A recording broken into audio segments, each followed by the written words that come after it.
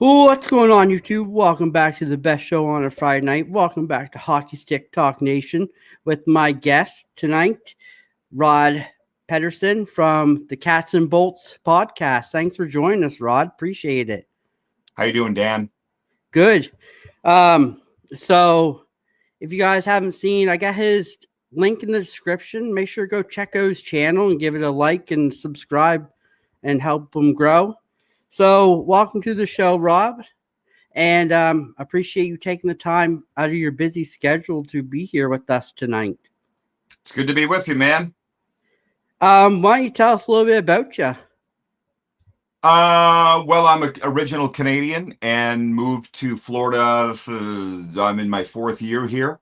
I worked in the Canadian Football League for 20 years as the voice of the Saskatchewan Roughriders. I broadcast hockey through Regina Pats for 20 years, if you heard of them. So hockey and football is my thing. Original Canadian, but I married an American girl here in Florida. And I guess it was 2 summers ago now. Well, we had the idea as we were driving across, to be on from Saskatchewan to Calgary, to start a podcast down here on Florida NHL hockey. So this is our second season doing it, and she's a hockey gal too. Hockey first. And I said, instead of just covering one team, the Panthers, why don't we cover both? It gives us 2 markets, 2 very successful markets of late, as you know, Dan. And it's gone over really, really well. We have a lot of, so far, Panthers alumni, because that's where we live. We live 21 miles away from the rink in Sunrise. I'd like to get some Lightning alumni as we go, but you got to walk before you can run, as you know. And Yes, we're just having a lot of fun with it. I love that you're a Rough Riders fan. I'm a huge Rough Riders fan.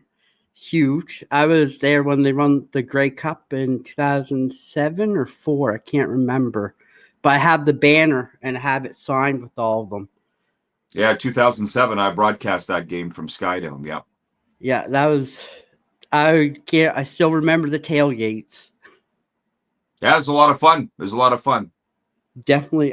So I got a few questions I'd love to ask you, because I know you're a Lightning and Panthers guy. So my first question for you is, should the Lightning trade the 2026 first round pick to upgrade their roster?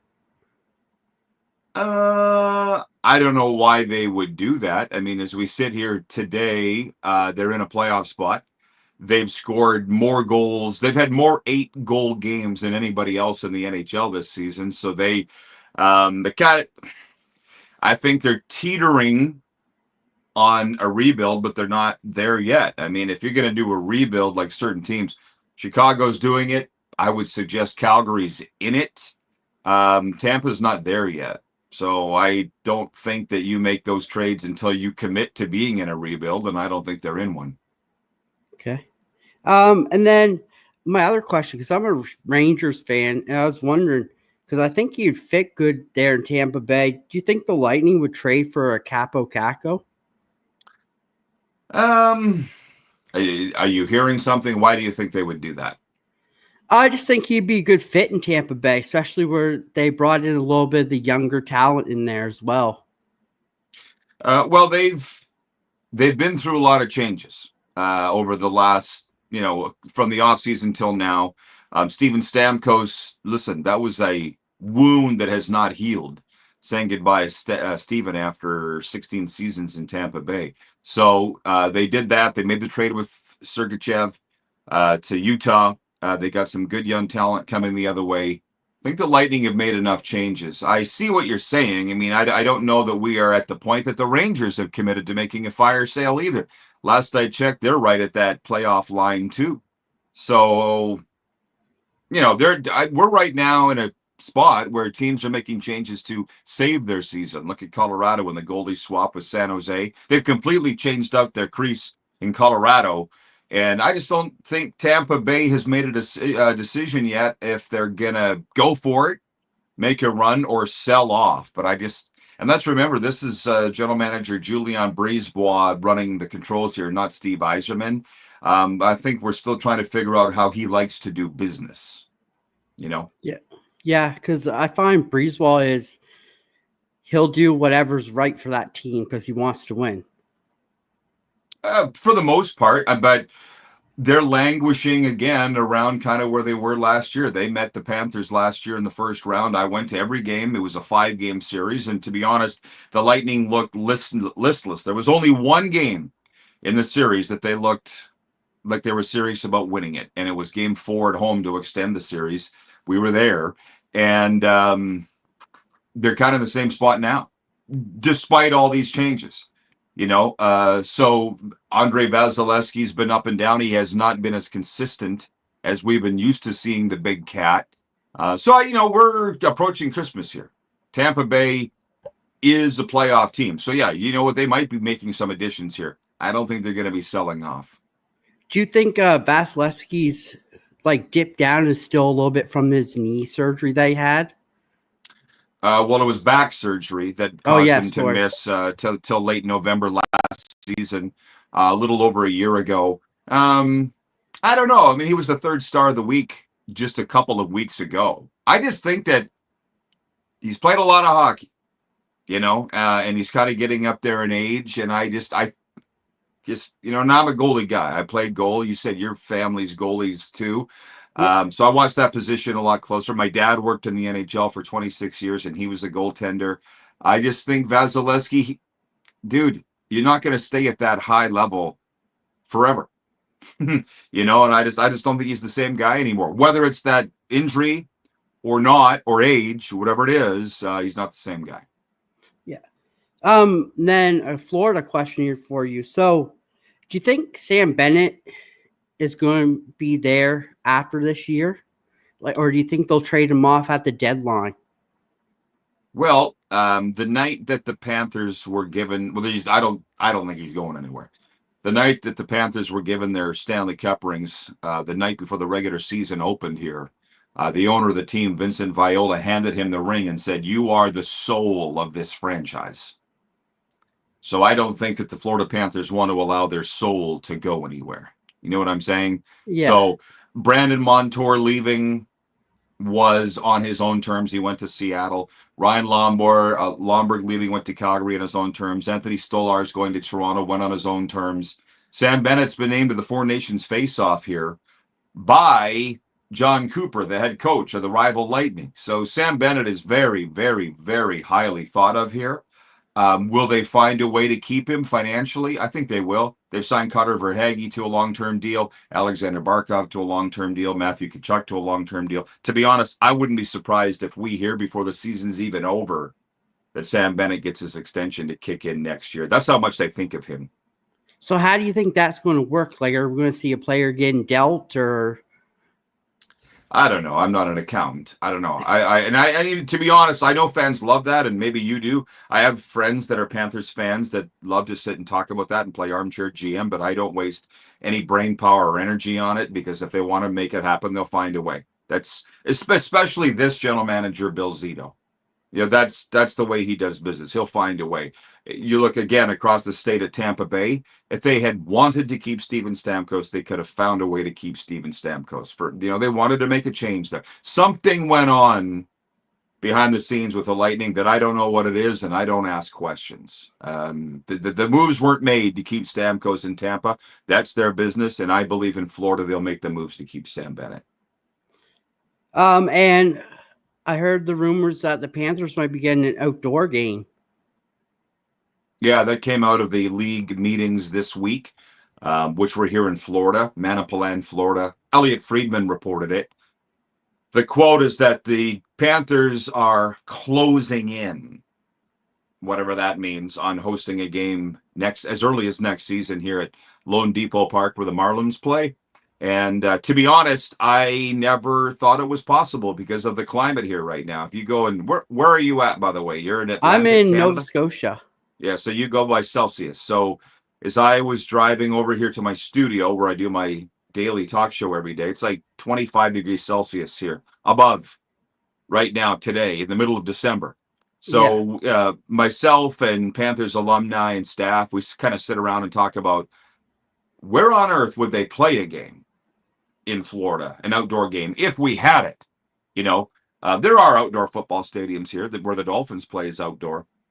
or up in Tampa Bay where it's slightly colder because it's just that much further north. No, they're like, no, they came right out and said it'll be Lone Depot Park, retractable roof facility. And fans are jumping up and down, high-fiving, saying they've been waiting their whole lives for this news that the Panthers would host an outdoor game. We're all hoping that it's going to be against the Lightning and be a cross-state, Sunshine State Derby type game. Yeah, it's got everybody really excited. Yeah, definitely. And the Tampa Bay and Panthers Lightning games are always fun to watch too. That's a great rivalry right there. Yeah, they've met in the playoffs the last 3 years. The Lightning won the first 2 series, and then the Panthers finally won last year, as I mentioned, in round 1 of 5-game series. So they're big brother now in this rivalry. It's nothing like Habs Leafs or Oilers Flames, but it's not bad. It's getting there. The only way that you can get there is by playing each other in the playoffs. Yeah, definitely. So do you think the Panthers will look to upgrade their defense? Or do you think they've got a pretty solid defense right now?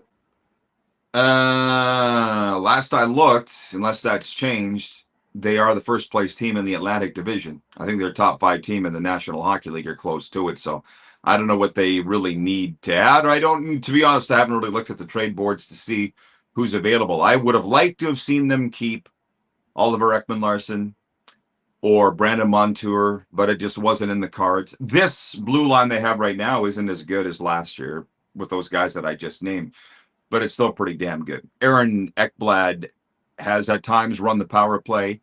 Nico Mikkola will be playing for Team Finland in the Four Nations face-off, and probably the most underrated defenseman in the entire National Hockey League, regardless of nationality, is Gustav Forsling. It's a very good defense. It's a very good defense. So I don't really know what they would need to upgrade. They've got what I feel is the best goalie in the National Hockey League in Sergei Bobrovsky. I don't know how anybody could argue with that. He was a Vezina finalist last year, currently won a Stanley Cup. He's won 2 Vezinas. I mean, they can sit and they will tinker, because last year at the trade deadline, they did make a lot of moves, none on the blue line.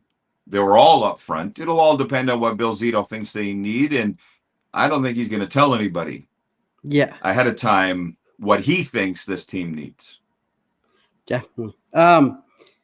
So I got a question I usually ask everyone. So who are your top 5 favorite hockey players of all time? Mike Modano's number 1, primarily because my dad worked for the Stars, and Mike was just my guy. In no particular order. Wayne Gretzky's up there. I was an Oilers fan until August 9th, 1988, when he was traded, and I vowed to never cheer for the Oilers again, and I haven't. Said I'm a goalie guy, so Grant Fuhr for sure. And I got to put in there Martin Brodeur and probably Ken Dryden. So there you go. Modano, Brodeur is Modano, Gretzky, favorite. Brodeur, Fuhr, and Ken Dryden. Ken Dryden was the first goalie that I ever loved. My dad forbid me from cheering for the Montreal, so that's when I switched over to the Oilers, but I would say those are my guys. Awesome. And how did you start your podcast? Like, did it just come out of nowhere, or were you talking about it for a while? The Cats and Bolts podcast? Yeah. Like I said, my wife and I were driving across Western Canada last summer, 2 summers ago, and said, let's start a podcast. I do a daily sports talk show every day on Game Plus television across Canada, but there we talk NFL, CFL, NHL. We talk all sports. We wanted to do a specific show because, I've been living in Florida 4 years, hosting a show on Canadian television. All my friends down here, they're like, we'd love to watch your show, but we don't care about the Blue Jays and we don't care about the CFL. So I'm like, well, let's start a Florida show. So that's why my wife and I did it. She's a broadcaster by trade, and that's not what she does now, but she's a very good broadcaster, and we just came up with the idea. And we didn't want to do it, sitting around your kitchen table like so many podcasts are. It's worked. Don Cherry's podcast is recorded around his kitchen table. That's fine. But we wanted to do it from a professional podcast studio in Florida, and that's what we do. And to be honest, we won an award last year for the fastest growing podcast in Florida, because there's nothing else like it here covering Florida NHL hockey. It was just a void that we were lucky enough to be able to fill. That's awesome. So I guess, do you see the Lightning and the Panthers colliding again in the playoffs? Well, I mean, the standings change every day, but I think the last I looked, they would meet in the playoffs. That was again. I mean, you can look it up. You might have it in front of you. I would normally use my phone for that, and I'm doing this interview on my phone. But I mean, I go by the standings, and looks like they might. But for the longest time last year, let's just remember this: from about mid-December on, for the next 3 months, it looked like it would be the Leafs and the Panthers.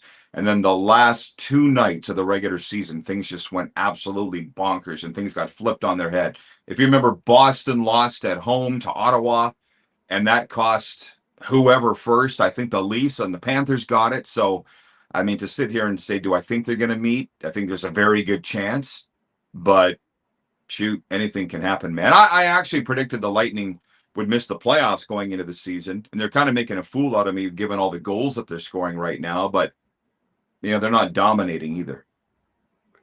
And then the next question is: do you see Cooper and Paul Maurice going to be Jack Adams finalists this year? Do you see them up for that award? Or Well, they never have been, which is a crime. It makes no sense. John Cooper, two-time Stanley Cup champion winner, two-time Stanley Cup champion. Paul Maurice, one-time Stanley Cup champion. Neither one's been a finalist for it. And John's coaching Canada at the Four Nations face-off. So that'll be up to the voters, which I don't have a vote. So let's put it this way. If it was up to me, they would be, but they never have been. So you tell me if you think they will be. I think John Cooper is one of the brightest head coaches in the NHL right now. Just the way that he has the Tampa Bay team playing night in, night out, and especially with all the new additions and all the pieces leaving, it goes to his character as a coach. Yeah, Prince George, BC product. Went to Notre Dame College in Wilcox, Saskatchewan. I've been following his career for a really long time. Yep. And I have a lot of respect for John Cooper. And then same on the other side, Paul Maurice. I think he's one of the other brightest coaches of this era too. I think with the Winnipeg, it didn't really work out. I think he was there too long and just lost the room. But in Florida, he got a new voice, new team. And I think they really came together under Paul Maurice. Well, they won the Stanley Cup. So, and they've been in the Stanley Cup finals the last 2 years. So he's done a great job. But I mean, there's a lot of lessons in there from life. I mean, do you follow any of the quotes from Paul Maurice, watch the news conferences? He walked away from Winnipeg with the expectation of never coaching again. I believe that he's telling the truth when he says that. It wasn't working. And incidentally, Winnipeg still hasn't won anything. I mean, I come from Saskatchewan. That's my home province, the neighboring province from Manitoba. So I follow the Jets pretty closely. 9 seasons Paul Maurice was there. And I think we can sit and say this is an extremely talented roster. It was for most of those 9 seasons. It was last year under Rick Bowness. For whatever reason, they're missing something there. And we're realizing that it's not Paul Maurice because he comes to Florida in the first 2 years he's here. He's in the Stanley Cup final. So I will give him a lot of credit. I've never had a chance to have a one-on-one talk with him. I've been around him quite a bit here, but I've never had, I'd like to ask him what went on in Winnipeg. He probably wouldn't say. He doesn't seem like the kind of guy. He looks forward, not back. But he said that he came here and didn't change anything in terms of the culture. And he didn't, because, I mean, when I first came here and started covering this team 4 seasons ago, Joel Quenneville was the head coach. So think about that. It's a long time ago. And they started that season, that was 2021, 22. They started 7-0 before Joel Quenneville was forced to step down because of his role in the Chicago Blackhawks scandal from the 2010s. Pardon me. But it was still a good culture here. Joel, that had nothing to do with the Blackhawks. They won a President's Trophy under Andrew Burnett, but bowed out to the Tampa Bay Lightning in round 2 that year under Andrew Burnett. Coaching change was made, and Paul Maurice was brought in. They've always had a really good culture here. And Paul has, at every turn, said he hasn't had to change anything. And I think that says a lot about him. So, do you see Spencer Knight being the number one goalie for you guys once Bob leaves? I hope so. That's the plan. I mean, the kid, he's a first round pick from 4 years ago, I think. Yeah. And he's been given every opportunity. As you probably know, he went into the player assistance program a couple years ago. Admittedly, went in on his own, voluntarily went in. I was in Edmonton at the World Juniors in 2022 when he led the USA to the gold medal. I saw that with my own eyes. So he is that good on the big stage. He can get it done. And they talk about him and treat him like he's the next one. And from time to time, he blows up. We have to constantly remind the fans that he's 23. He's not 37 like Bob. You know, where was Sergei Bobrovsky at 23? He was on a couple other teams ago. I think he was in Philadelphia at that time. So Yeah. it takes a while for goaltenders to mature. And I think the one thing that there's some very passionate fans here, but they don't look behind the scenes or look too many layers deep. Like, I look at this and say, Roberto Luongo is in the front office, the franchise leader in wins, Hockey Hall of Famer. If he didn't think Spencer Knight could be the guy, Spencer Knight wouldn't be here. And so whenever Spencer Knight blows up in a game, and it happens, I mean, he had a shutout just a couple games ago here. I remind people he wouldn't be here if it wasn't for Luongo. And because Roberto Luongo is such a hero in South Florida, people immediately shut up. They're like, oh, yeah, you're right. So I see it in him. He has all the physical tools. It's just like most goalies, it's between his ears. And then I still think Barkov is one of the most underrated NHL players. And I don't think he gets enough attention that he deserves.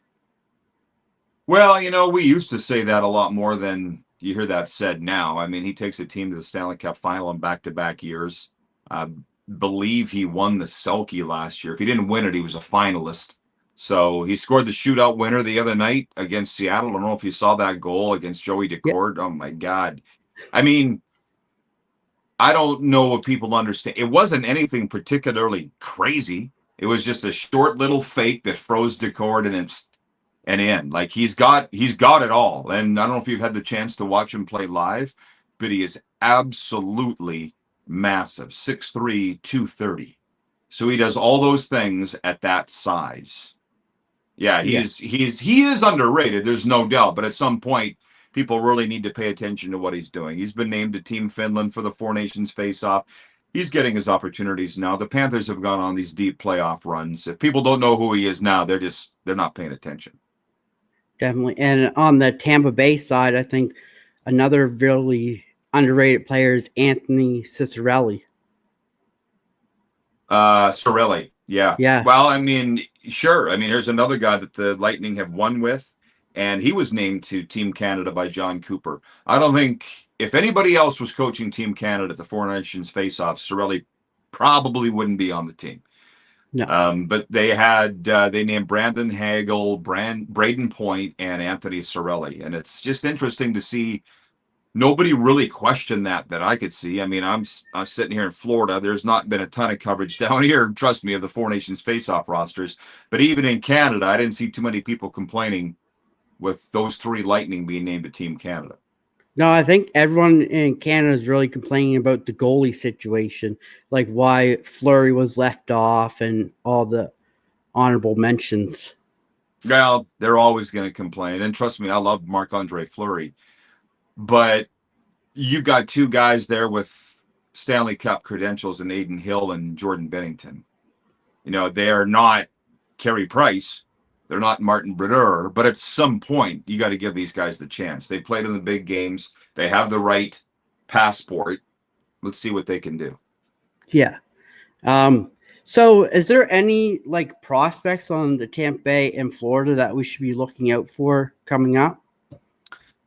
Yeah, they 2 seasons ago, they had the all-rookie showcase in Estero, Florida. It's over by on the west coast of Florida. And we went over there and watched. If you remember Denny Gauthier former Calgary Flames defenseman, Arizona Coyotes defenseman. His son, Ethan Gauthier, is the best prospect that the Lightning have coming up. I want to say he played. I don't know if you remember who won the Q last year. Was it Chicoutimi? I think it was Chicoutimi. Whoever it was that won the Q, Ethan was on that team and played in the Memorial Cup. So Ethan Gauthier is the one for them. And for the Panthers, it's a couple of Western Hockey League kids, Hunter Staten Martin from Medicine Hat, and Josh Davies. He played in Portland in the Western League. He is, I want to say, I think he went to Charlotte. Neither one's up with a big team, but they've had really good camps. Hunter St. Martin and Josh Davies are a couple of kids that have come out of, all three of them are CHL players, major junior players from Canada. And it's fun to watch, the up-and-comers. I think these teams are going to be good for quite a while. Definitely. What about, so my biggest thing is the Lightning. So do they have a goalie prospect coming up, like how Florida got lucky and got Spencer Knight? Well, number one, Florida would tell you they didn't get lucky. They've been watching the kid out of Darien, Connecticut for quite some time. They knew what they were doing. Tampa Bay's, I can't remember the name. It's the goalie in Medicine Hat. I can't remember his name, but he was named the WHL Goalie of the Month for October. Can't remember his name, but he's the Tampa Bay Lightning, who they hope is the next Vasilevsky. You got Jonas Johansson there, and to be honest, he's been pretty good in a backup role behind Vasilevsky. So I think it'll be a while before we see any of these future prospects in net for Tampa Bay. That's not usually a job you turn over to a kid. Yeah. And then my other one is Victor Hedman I find him so smooth and steady on defense for Tampa Bay. Yeah, he's the franchise leader in assists for one, which is pretty cool. I think it was 2009 that he was drafted in the first round by Tampa Bay. He's out right now. He's hurt, but I don't think it'll be long term. When Stamkos left, Hedman was given the C. It was called a no-brainer or something like that, a natural choice that Victor Hedman would be the next captain of the Tampa Bay Lightning. He's all that.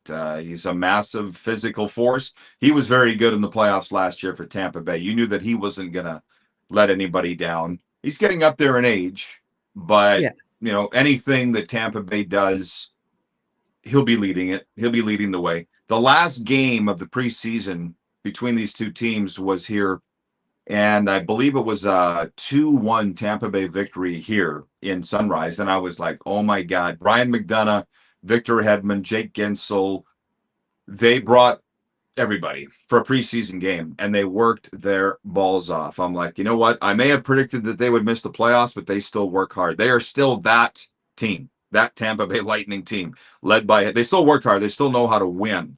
It's just like I say, Vasilevsky might be teetering going over the hill. And I don't think they're ever going to be as good as they were. I think they're just kind of hanging on right now. And I think Tampa Bay with the pickup of Jake Gensel really helped a lot too, because he seems to be catching his stride in Tampa Bay as well.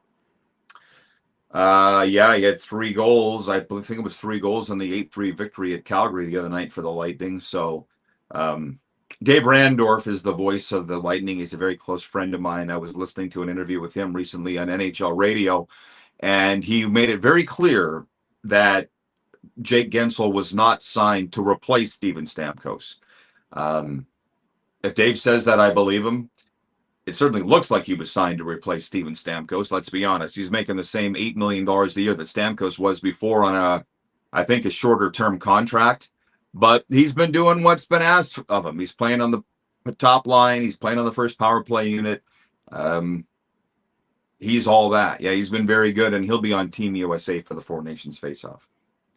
Definitely. Well, Rod, it's 30 minutes in, and you said you had to take off, so I appreciate your time and you coming in and chatting Tampa Bay Lightning and Florida Panthers with us.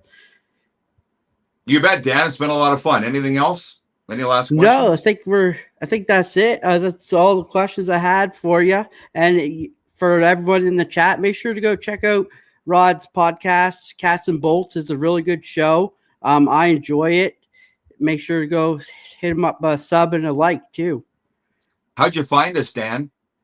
I'm always interested to know. I looked on YouTube for like hockey podcasts, and you guys came up, and I clicked on it, watched, and I think I maybe watched like 4 hours straight through. And I was like, oh wow, this is really good. Like, well, that's my wife. My wife, we don't argue like that at home, but for whatever reason, we argue like that on the show, which people seem to like. So I appreciate you watching, man, for sure. No problem. I appreciate you taking the time and coming out and chatting with everyone here tonight. Of course. Well, thanks for what you do. Say hi to your family for me, and Merry Christmas. Well, too. Merry Christmas to you as well. Thank you. Thank you.